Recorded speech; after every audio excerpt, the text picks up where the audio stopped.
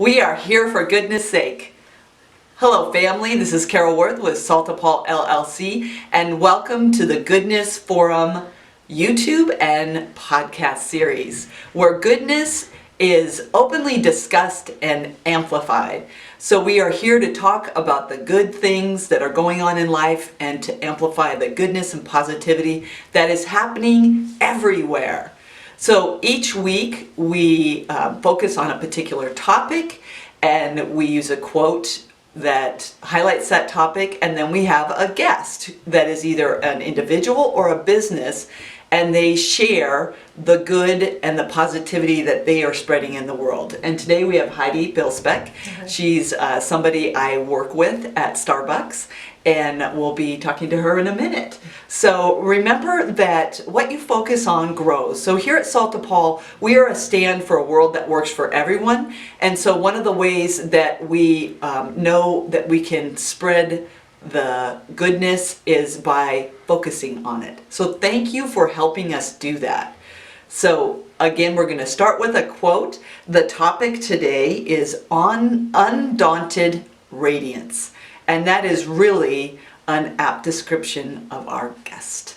So I'm going to read you a quote, and this is a quote from Oswald Chambers. Here's the quote. Undaunted radiance is not built on anything passing, but on the love of God that nothing can alter. And we chose that quote because it really speaks to something, and that is that who we are being in life, that radiance, that glow, that shine that we are, the light that we are, is not contingent on anything outside of us. There is that love, that deep reality, that great reality deep within, the love of God, of pure love, that is there sourcing us and sustaining us. So I'm going to give you also the definition of undaunted. And that means courageous with an undiminished resolution. And again, that really describes our guest. This is someone I've worked with I've been at Starbucks for a year and a half. She's been my shift manager, fellow barista and friend. And I've watched her over this year and a half have that undiminished, means courageous, undiminished resolution. That's what she is. She is a radiant being. So no matter where she is, what she's doing, who she's involved with, whether it's a customer, a fellow worker, her children, I see her shine her light into their life. And it's just magical. And it's inspiring and it's uplifting to be around. And so just her presence, she is a beneficial presence on the planet. So that's how I know Heidi. And we're going to speak today with Heidi about what she is doing in life, because she's kind of in the midst of a transition, and kind of what her way of looking at things, what is it? Where does she come from in her undaunted radiance? So thank you for coming and being here, Heidi. Thank you. Thanks for having me, and thank you. Yeah. So the first thing I'd invite you to do and ask you to do is just tell people a little about how you set the tone for the day at work, because it's really extraordinary. Absolutely. So we work in customer service, and with that, it's easy to look at things. You can look at them in a positive or negative, and I love people anyway.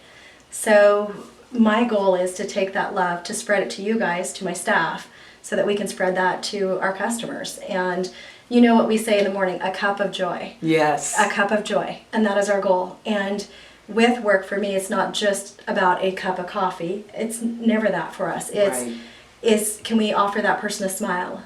Can we give them just how's your day, and genuinely mean that? Are we invested?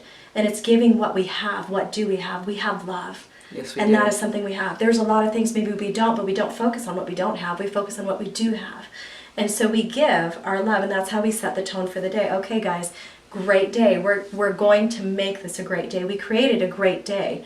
And so that's our goal, is not, no, it's a great day. And we're going to spread that joy. And it's contagious. As you've seen in our customers, we give them that joy, and that joy carries on to them, and it means something. It does. Yeah. It really does. Yeah, you never know what they're going through.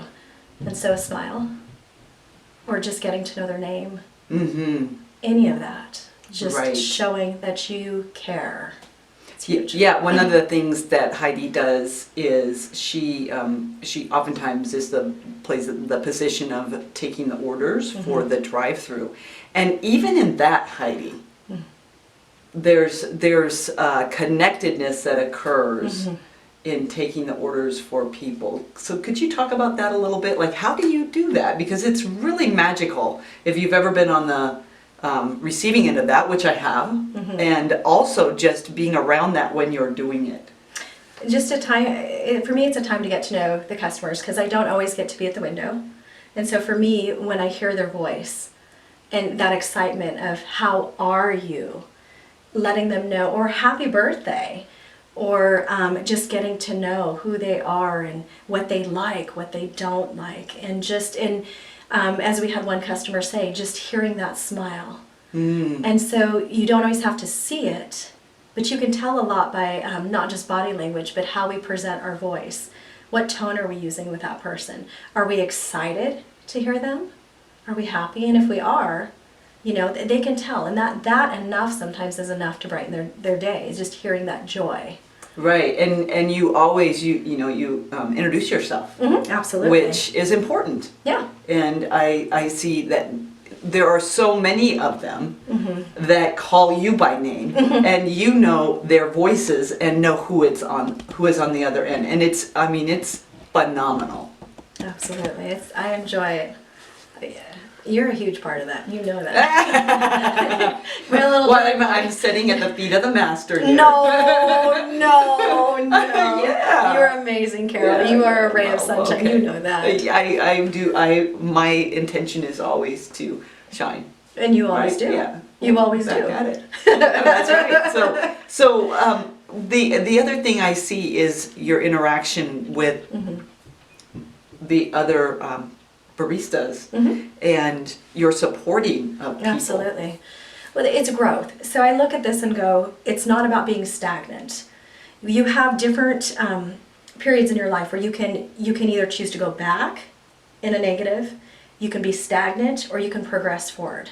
So as a person, not just a shift, but as a person who cares, I feel like it's an opportunity for me to help my brothers and sisters around me grow.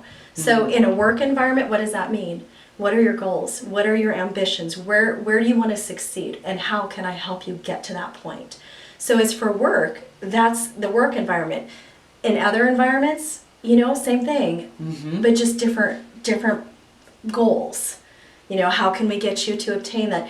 People need positive and hope. Right. Hope is so important. It's very important. That's what keeps us going. That's how we get one more step. I can do this. And we need that. And even if we take that just even in our job, and you're just starting and you're feeling defeated, well, how can I help? What do you want to learn? How can I walk beside you? And I think oftentimes we don't look at life as we look at it as our journey, but yes, it is our journey. But it's a journey we do together. Yes. So how do we walk alongside our brothers and sisters and say, I got you. I'm going to walk with you. And we're going to walk together. You're not alone. You've never been alone. Right. And we're going to do this together. Yeah, I love it. That's exactly it. It's a we thing. It is. And I love, I see all as my family. Yeah. You, in order to see someone as family, they don't have to see you that way either. No. Right? I mean, friends, there's a mutual thing. Yeah. But I see my brothers and sisters in the world everywhere. Absolutely. Everywhere. It's not, and I love that you use that term. Well, and it is very true. So we can't give what we don't have, right? We have the love of God that flows through us. It's here. What do? We extend it out. Right. We are the hands and the feet. Yes. My brothers and sisters, we walk together. We share the love together. Right. So I agree. Yeah, and I mean, this is just so great because it's spiritual law that we can't give what we don't have. Exactly. But we can't keep what we won't give, right? There's a law of giving and receiving. Yes. So it's True. just, it's amazing. There's an amplification that occurs. That's the other law, is the law of multiplicity. What you give out comes back not just in kind, but multiplied, amplified. So it's like, wow, this ever-expanding good that is occurring, that rippling out, and then the coming back, and it just continues. But that joy, though, when you give, I mean, there's something, you know, the Bible says it is greater to give than receive. It is so true. Because when you give and you help, and you don't do it for you, like you look at it and it's not a me perspective, it's I genuinely want to help, you are so blessed by it. It is such a great thing to feel because you know that you've invested in that person's life. Right. It's huge. Well, and the truth of the matter is that it's totally authentic. That we are love, we are children of God. Absolutely. And so as walking in that truth, it's a natural self-expression. Yeah. To be a giver, a radiator, a shiner, a undaunted, right? Yes. Radiance. Yes. That's what our nature is. That's what our authentic nature is. So no wonder it feels good because it's authentic. Yeah. It's so great. And so now I'm going to ask you to talk about the transition that you're making right now in life. Kind of tell the audience about what it is that you are in the middle of doing. Yeah. And like it's kind of connective, if I, correct me if I'm wrong, but sort of to a meant to be that you're experiencing for yourself. Absolutely. So about a year or so ago, I felt very called to help teens. And so I have teenagers, love kids, and I've always loved kids. You know that. I mean, I just love people. But I see how sometimes our teenagers are kind of pushed aside or, you know, well, that's just rebellion or it's just this or just that. And no, they're human beings that deserve to be loved and invested in. And as I was doing research and seeing different teens, seeing that there's a lot of suicide that goes up. Yes. And my heart was so burdened and so heavy.